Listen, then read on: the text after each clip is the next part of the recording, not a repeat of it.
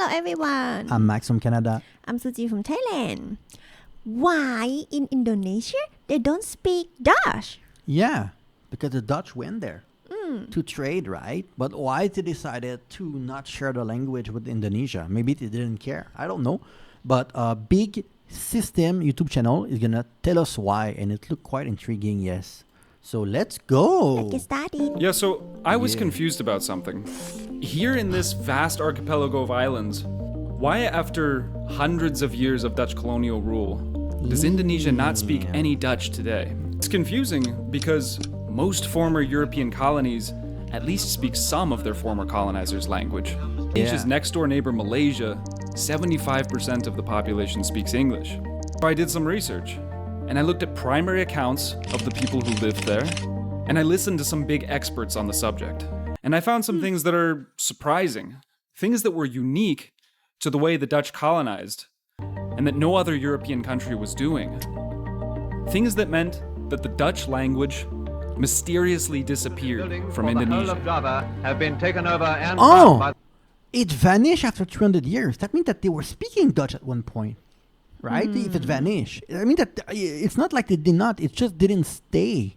the self-appointed These islands are among the richest prizes. Of the total population of some 70 millions, 65 millions were native to the islands. Unlike other European colonial powers at the time, they didn't colonize Indonesia as a nation state. They did it as a corporation. That corporation was called the Dutch East India Company, known as the VOC. It had a stock and everything, just like a modern corporation. Its only purpose was to profit off of spices by bringing them from Asia back to Europe. Since the VOC was motivated Wow, it's the Dutch that was doing this. Wow. first by profit, they found it was cheaper and easier for their workers to learn the Malay language rather than teaching people Dutch. Dutch as the language of the empire. They were teaching the worker Malay because that's what everyone was speaking. Instead Wow, because they were like, you're gonna learn Malay. It's easier that if we teach them Dutch. not good. Damn. Ooh, they are so nice. It's nice country. That's why the Dutch are the Netherlands. They're doing so well these Yeah. days. Like they are so pragmatic in how Yeah. they think, right? I mean, they're not. They go there right to trade, but they still have what kind of like humanity. They not really try to like conquer yeah. or cover the local thing like that. Yeah. They took the easy way out, which was a clever way out, which was to use a simple local lingua franca as the language of administration. This is the only colony in the world that I know of which is ruled primarily through The a language non-European language. I mean, it shows you how odd this is. Wow. But the reason is because of the VOC. People in this region had been using Malay as a lingua franca since the 7th century. This is because the Indonesian archipelago is culturally diverse, and people speak over 400 different languages. So in order to communicate between them, they used Malay. Hey, it's the same thing that people use English. You go to other countries to do business, and if you want to speak to a foreigner and both understand each other, you speak a third language, which is English. Yeah. So it's kind of smart the way that they did it. Before the Dutch or any Europeans had even set foot in Southeast Asia, the Malacca Sultanate was dominating trade in the region and promoting the Malay language.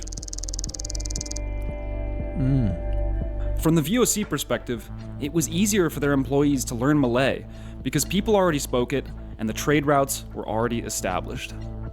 This was different from the other European colonizers of the time, like the Spanish and the Portuguese. They were not only aiming to make money, but also to spread Christianity, their culture, and most Yeah. importantly, their language. The Dutch, not so much. However, this doesn't explain everything. The VOC was eventually nationalized by the Dutch government in 1800, who took full control over the colony. Over the next century, the Dutch expanded the borders of the Indonesian colony from the modest, spice-focused territories to the maximalist conquest of the entire archipelago. Once this happened, they did start to teach Dutch to the local population, but it didn't take hold. Not once, but many times, they speak to us in broken Malay, although they know very well that we understand the Dutch language. That was written by an Indonesian women's rights activist called Kartini. Wait, they couldn't understand Dutch because I guess people were speaking Dutch to each other and they were picking up the language. So they try very hard to speak Malay to us, but we can understand them in Dutch anyway. Who came from a privileged background in the local aristocracy. The Dutch would often govern via the use of local rulers who had been Oh, rich people were speaking Dutch in Malay in Indonesia. regional I guess. lords under the pre-colonial monarchy of Java. She wrote letters to pen pals in Amsterdam about what life was like in the Dutch East Indies. Even though her background meant that she was taught Dutch at an early age, she noted many times about how Dutch officials wouldn't speak Dutch with her. I know a Dutch official who speaks Malay with a Javan regent, although he knows full well that he speaks good Dutch. Everyone converses with this native ruler in Dutch, but the colonial official never. Dutch education was only available to a small, privileged elite of the locals. In fact, wow. some locals recalled how children needed to have knowledge in Dutch before going to Dutch school. Without the special permission of the Governor General, no native child from 6 to 7 years old would be admitted to the free grammar school for Europeans that could not speak Dutch. How can a native child of 6 or 7 learn Dutch? He would have had to have a Dutch governess. It shows how, in many cases, it was a chicken and egg problem. Yeah. How can you learn Dutch if you were never taught, or if Dutch people and officials didn't want to speak it to you? The Dutch established local schools in Indonesia, but not very many. In 1900, the Dutch East Indies only had 1,500 schools, which equates to one school for every 24,000 people. In 1945, at the end of Dutch colonial rule, only between 5 and 8% of the Indonesian population were literate in the Latin alphabet, hammering home the fact that for colonial officials, teaching Dutch was a secondary thought. Since Malay was so widespread in the colony, the Dutch government decided to make it co-official with Dutch in this period. And this started to plant the first seeds of Indonesian nationalism. They standardized Malay based on the version from Malacca, and dictionaries were made for governmental communication and schools for local people. Bahasa. So of those schools that were established, many even taught their curriculum in Malay instead of Dutch. This was again really different to how other European powers operated. For example, even though people in North Africa primarily spoke Arabic, the French still made them use French instead. The Dutch, while having some of that, had way less than everyone else. But it goes even further than this.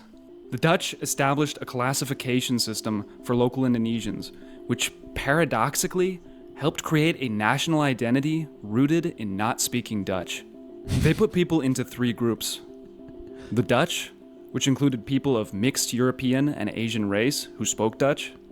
Foreign Easterners, such as Arabs, Chinese, Indians, and those who weren't from Indonesia. And finally, the most important one, inlanders. Like I mentioned before, Indonesia is made up of hundreds of different groups with different languages and cultures. The Dutch classified them as being part of the same group, called inlanders, to which the Dutch would speak Malay to them.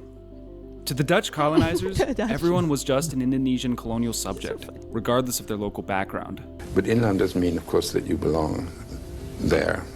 Well, you have to And survive, the fact is, right? from the Dutch point of view, it didn't matter whether you were Sundanese or Muslim or Christian or from New Guinea or whatever it was, you were all the same. You were inlanders.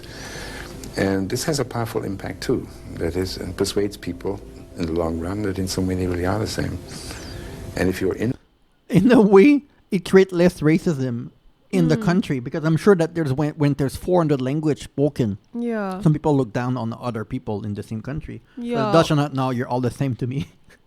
And we're only going to speak Malay to you, so don't even try. Finland, so you belong there, you were a native. And the Dutch didn't. The Dutch are not natives. And therefore, in a sense, the logic of the Dutch expression itself tells... Excluded themselves from Indonesia. That's right. Yes. This paradoxically ended up solidifying Indonesian national identity.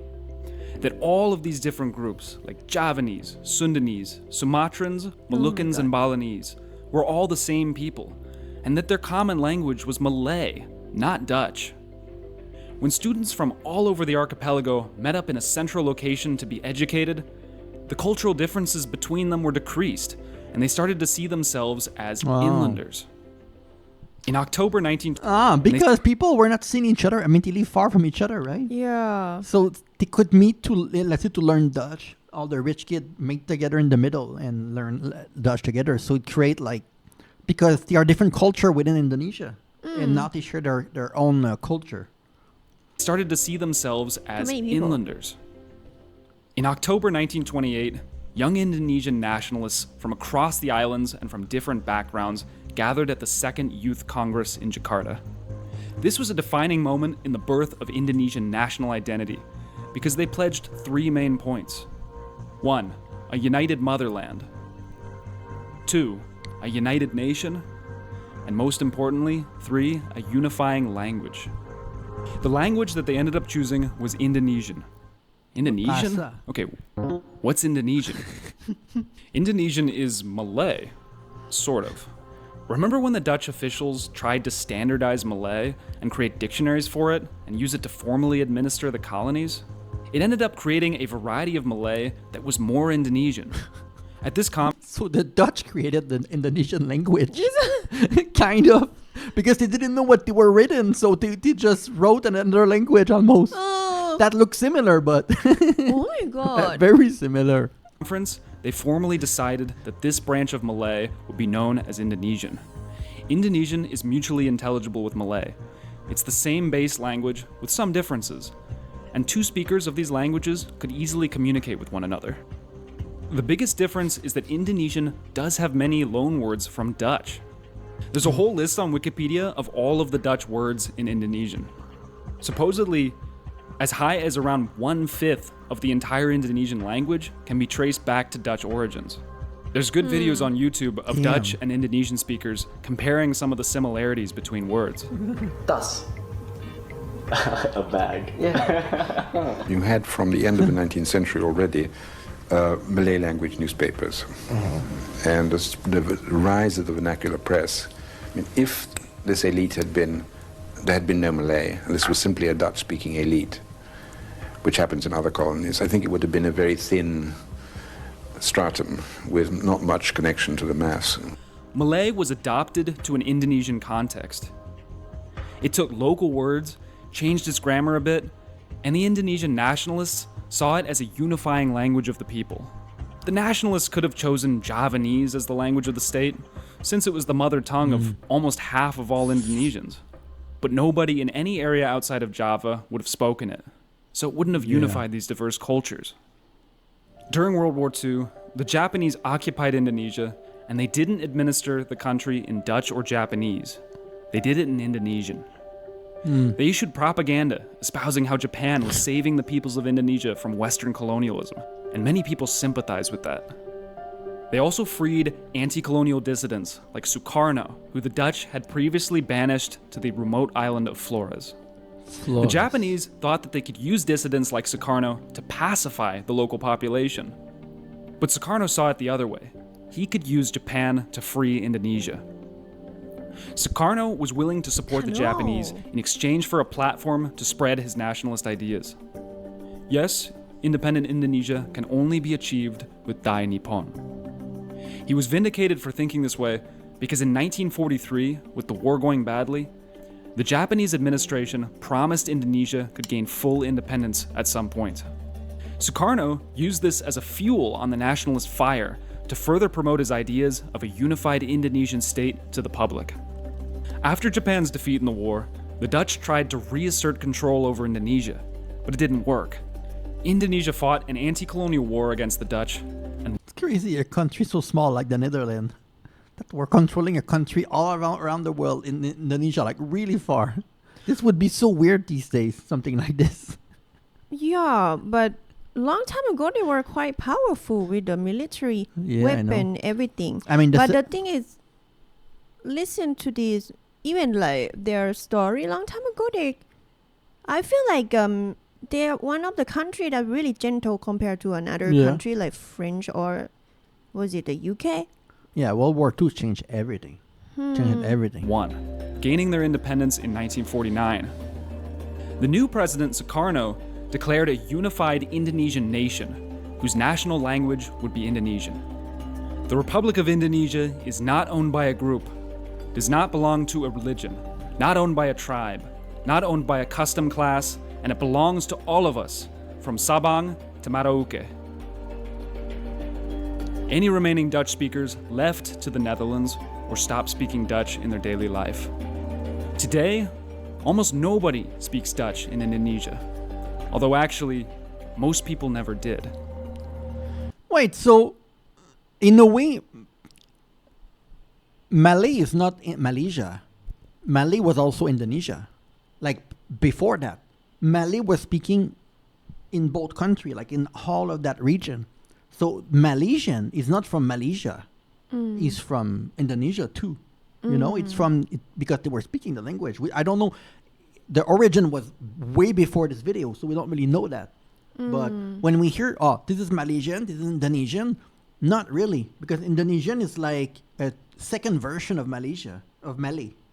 You understand? So it's kind of more complicated, no? Yeah, because in Indonesia, a lot of like group, so they have their own language. Yeah. Oh, that's why. Interesting. This is a very good video, right? Yeah. Very, very interesting. So if there's more from Indonesia, please let us know in the comment below. Yes.